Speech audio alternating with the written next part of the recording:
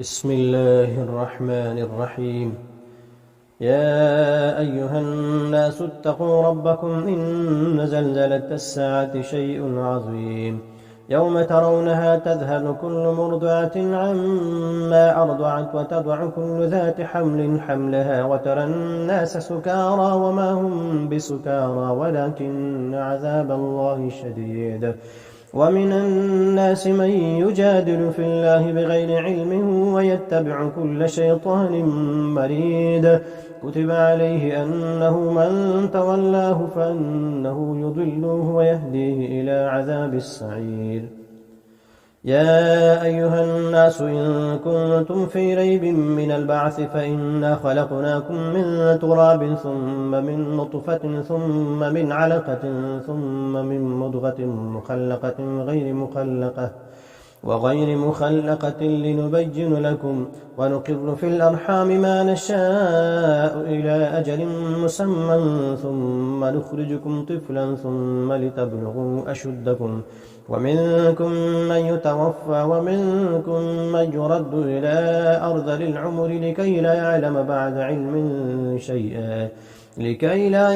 من بعد علم شيئا وترى الأرض هامدة فإذا أنزلنا عليها الماء اهتزت وربت وأنبتت من كل زوج بهيج. ذلك بأن الله هو الحق وأنه يحيي الموتى وأنه على كل شيء قدير وأن الساعة آتية لا ريب فيها وأن الله يبعث من في القبور. ومن الناس من يجادل في الله بغير علم ولا هدى ولا كتاب منير. ثاني عطفه ليضل عن سبيل الله له في الدنيا خزي ونذيقه يوم القيامة عذاب الحريق.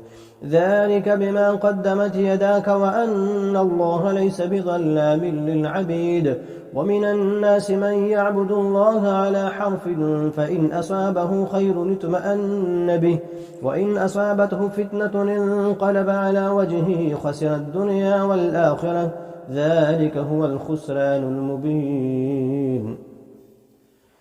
يدعو من دون الله ما لا يضره وما لا ينفعه ذلك هو الضلال البعيد. يدعو لمن ضره أقرب من نفعه لبئس المولى ولبئس العشير.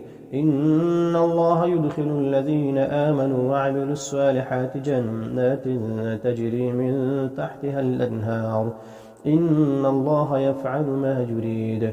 من كان يظن أن لن ينصره الله في الدنيا والآخرة فليمدد بسبب إلى السماء ثم ليقطع فلينظر هل يذهبن كيده ما يغيظ. وكذلك أنزلناه آيات بينات وأن الله يهدي من يريد.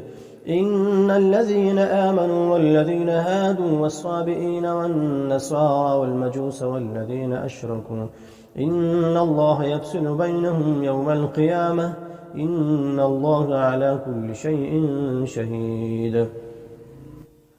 ألم تر أن الله يسجد له من في السماوات ومن في الأرض والشمس والقمر والنجوم والجبال والشجر والدواب وكثير حق عليه العذاب ومن يهن الله فما له من مكرم إن الله يفعل ما يشاء.